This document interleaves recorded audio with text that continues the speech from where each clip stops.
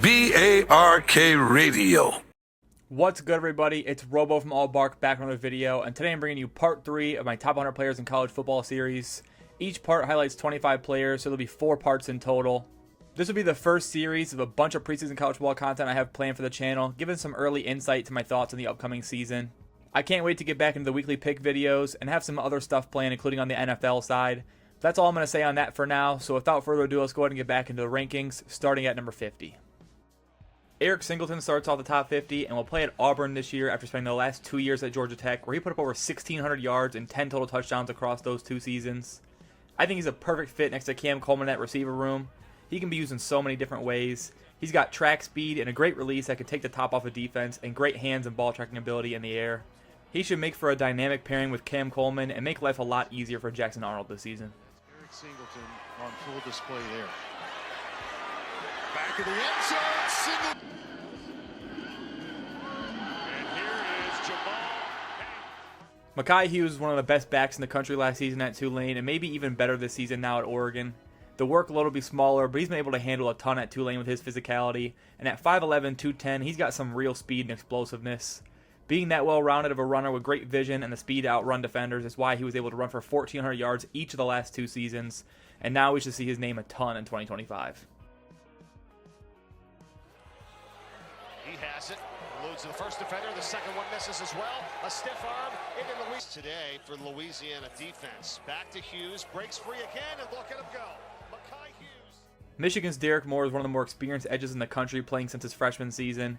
And part of the reason he was able to get on the field so early is his strength and technique. He's a very polished pass rusher and plays with a lot of effort. He totaled 37 pressures last season and showed that game-wrecking ability against Alabama, completely taking over the first half of that game.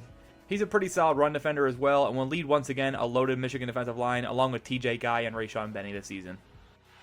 And ball security, ball's out. Ryan Williams, his vertical speed is second to none. Pressure gets to Milroe. Kristen Miller almost left Georgia a year ago, but opted to return and had a really strong year as a run stopper. I think we see him break out more in terms of pass rush this season, but his role has been to dominate the interior, and there aren't many better at his position. He's super powerful with active hands and a true anchor on this D-line, and extremely athletic for his size. Georgia can do a lot with him on that line with his ability to beat double teams and take pressure away from edge defenders, and I'm expecting an elite 2025 from him. The Tom Herman era recruit. There's a handful of left on this team. Down the middle. Suntarine Perkins is a monster on the field and broke out last season totaling 14 tackles for loss and 10.5 sacks.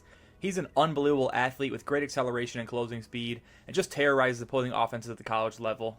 His size is a bit of a question for the next level in terms of where he fits, but he's versatile enough to play at many spots, and I wouldn't be surprised to see him among the country's sack leaders this season with how fast he can blow up a play. See that catch for Miami last night. Vandagriff in trouble and swung down. 3rd down and 10. And Vandagriff goes down again. Eli Stowers came to Vanderbilt last season from New Mexico State with his quarterback Diego Pavia, and the connection carried over as Eli broke out as one of the top tight ends in the country. Over 600 receiving yards and 5 touchdowns last year put the country on notice, and the converted quarterback has even had some passing plays thrown in the mix as well. What's most impressive about Stowers is the hands and receiving ability, just 1 drop across his 67 targets last season, and a ton of yak ability as an explosive athlete. 3rd and a yard. Pavia, quick throw to the outside, caught, touchdown. Has time to throw, heaves it down the far side. Lot of pushing and shoving. Texas A&M right guard Armaj Reed Adams is an absolute mauler on the interior, coming in at 6'5", 325 pounds. And he's my #1 ranked guard in the country for next season. He started 11 games for Kansas in 2023 and then transferred to Texas A&M a year ago, where he broke out with a huge season, giving up just 1 sack and 1 quarterback hit allowed and well over 300 passing downs. And he registered an 86 run blocking grade as well. With another big year this year, he can easily be one of the first interior linemen drafted in 2026. Bussy in the backfield, Marcel Reed at quarterback for the Aggies. He's going to check traditions in the SEC. Daniels, as he... Michael Taft is a former walk-on who has turned into an elite player for the Texas defense. His effort, instincts, and physicality are what make him so great on the field. He made some huge hits and timely plays last season, really energizing Texas's defense. 8 total pass breakups and 2 interceptions helped him earn an 89 coverage grade from PFF. And he has to return to Texas this season to be the vocal leader, but also to pursue a national championship. Nearly 2 Alabama assists. Here in this first round game in Austin, Klubnik has an incomplete pass, a huge hit. We're down in 10. Had to go underneath, but it's broken up that time. Parker Brailsford has a case for best center in college football this season. I personally have him ranked second, but the year he had at Alabama last season and what he did at Washington prior to that was special. He doesn't have the biggest frame, but he's a great athlete, an incredible pass protector on the inside. He'll again be a major piece to what should be one of the most dominant lines in all of college football this season at Alabama. Just showing up with it with a purpose. Here's Brailsford, the center. Look at that block right there. See how he turned his body? Carson Beck didn't have the year he had hoped for Georgia last season, but it was still a good one, throw for 3,500 yards and 28 touchdowns. The turnovers were an issue though, and the weapons around him weren't as elite as they had hoped either. Now he's made the move to Miami, and I think this receiver room is just more talented than the one he had last year. Not everyone is a Beck fan, but 7,500 yards and over 50 touchdowns across the last 2 seasons make him deserving of a top 50 spot entering 2025. And I wouldn't be surprised if this year ends up his best one. Will take off. Carson Beck with it. UMass bringing 4. Pump fake. Beck down the middle. Has a man. Clock counting down. 2nd and 4. Beck to the end zone. Mikhail Kamara enters this season one of the best edge rushers in the country, looking to follow up last year's 10-sack, 15 tackle for loss breakout season in his first year at Indiana. The James Madison transfer logged 68 total pressures last season as well, using his burst and size combination to his advantage to consistently win reps. He's just a huge part of why that Indiana defense was so good in 2024 and why it should be great again this season. Edwards. Down he goes. Lead running back a bad snap though, and lead receivers will be here in week 2 and down. Arch Manning is definitely the least deserving of a ranking this high in terms of production, but the hype is real, and we saw the flashes last season when he'd step in here and there and when Ewers went down with an injury. Arch has an NFL arm and some real mobility, and will have another loaded offense around him despite all that Texas lost. So far, we've seen the poise in the pocket, the accuracy on the deep ball, and the play extendability all on display. 2025 is the year he can skyrocket towards the top of this list. Manning wide open, lobs it end zone. Chandler Rivers is an elite corner and makes Duke one of the best secondaries in the country along with Terry Moore, who also made my top 100. Last season alone, Rivers logged a 90.7 PFF grade with 3 interceptions and 5 PBUs. He's a physical tackler and an instinctive coverage corner, pretty much everything you'd want in a number 1 guy. If his coverage improves even more this year, he'll definitely be one of the top DBs drafted in 2026. Pressure picked up and it's intercepted by Chandler Rivers. Quickly again, this is George, but it is well defended. I am a huge John Mateer fan, and he's a big reason why I'm going to be very high in Oklahoma this season, despite a gauntlet of a schedule that could hamper things. But as a quarterback, Mateer is an absolute baller, one of the best play centers at the college level, and can make throws from basically any arm angle. He's not the cleanest prospect and can get too risky with decision making, but the arm is ridiculously live, and he can be unstoppable when he's feeling it.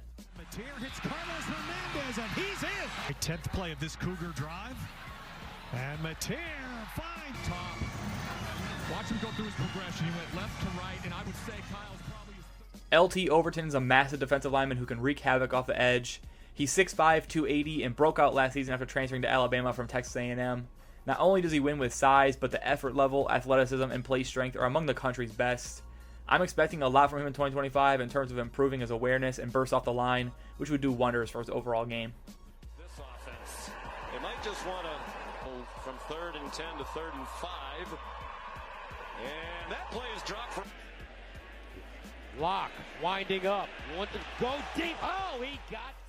Katron Allen is the 1B to America's best backfield at Penn State. Nicknamed Fat Man, Katron ran for over 2,800 yards in his career and forced 130 missed tackles in that time. And to top it off, nearly 1,800 of those yards came after contact. Just a bruiser of a runner with excellent contact balance and some elite cutting ability. He and Singleton are not too far off from all-time rushing records at Penn State, and I'm expecting both of them to do so in 2025. Ron Allen. Goal, it's a handoff to Katron Allen, and Allen continues to move and drive.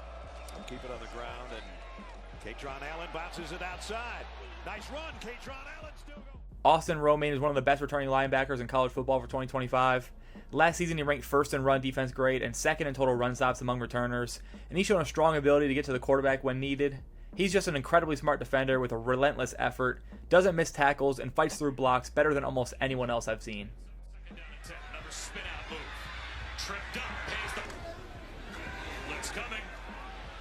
Backpedaling. Losing the football. To get a little bit of headway. And I don't think they got it. Oh, my goodness. Coy Parrish was a freshman All-American in 2024 and cracks my top 50 entering the 2025 season as a result. As a freshman, he collected 5 interceptions while not giving up a single touchdown in coverage and allowing just a 29 passer rating when targeted. He's a return specialist as well, totaling over 500 return yards in the year, and Minnesota wants to get him involved offensively this season because of how dynamic he is with the ball in his hands. If you don't know him yet, you will in 2025. Setting it up to Heave. This has the arm. And for the second week. It's second down for Edwards. Back to pass. And that is intercepted. Danny Dennis Sutton is likely the next Penn State edge rusher to be taken in the first round of the NFL draft. He had a big 2024 with 8.5 sacks and 13 tackles for loss, but now is poised to be the true leader of the Penn State defense in 2025 as a senior. He's ridiculously mobile with a killer set of rush moves and active hands to win at the line of scrimmage, and has graded well as a run defender on top of everything else, making him the guy for Penn State's defense to rely on this season. So is Jeremiah Love, fresh off one of the toughest touchdowns you can see. Riley Leonard, been all over the map. Unbelievable play by Denai. You saw the flat. Whit Weeks exploded on the college football scene last year as a sophomore, combining for 125 tackles, 10 tackles for loss, 3.5 sacks, an interception, and 2 forced fumbles. Now as a preseason All-American, he's the heart and soul of the LSU defense, who is always around the football.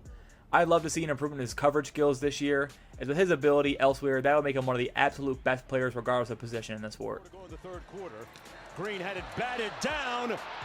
Intercepted by the Tigers.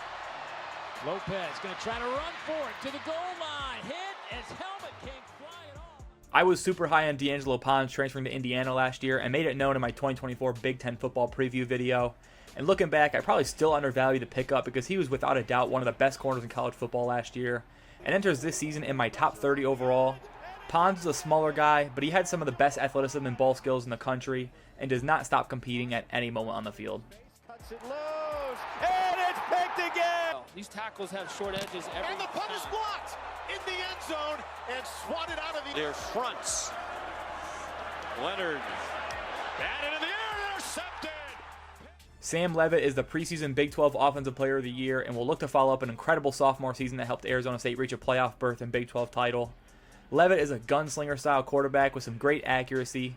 We haven't really seen any true elite traits at this point yet, which is why I don't have him ranked higher than some other guys. But overall, it's hard not to rank him high based off his performance a season ago as a first-year starter at Arizona State. End zone.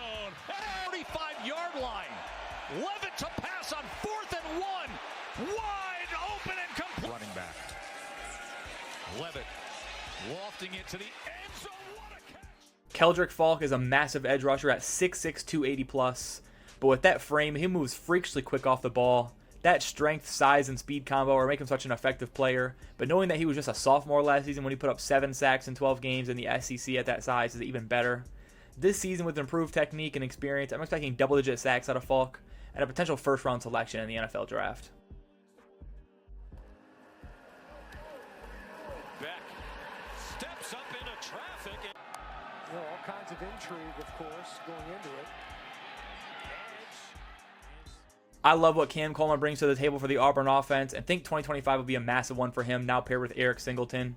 As a true freshman a year ago, Cam put up 600 yards and 8 touchdowns and should have improved quarterback play this season, no longer dealing with Peyton Thorne.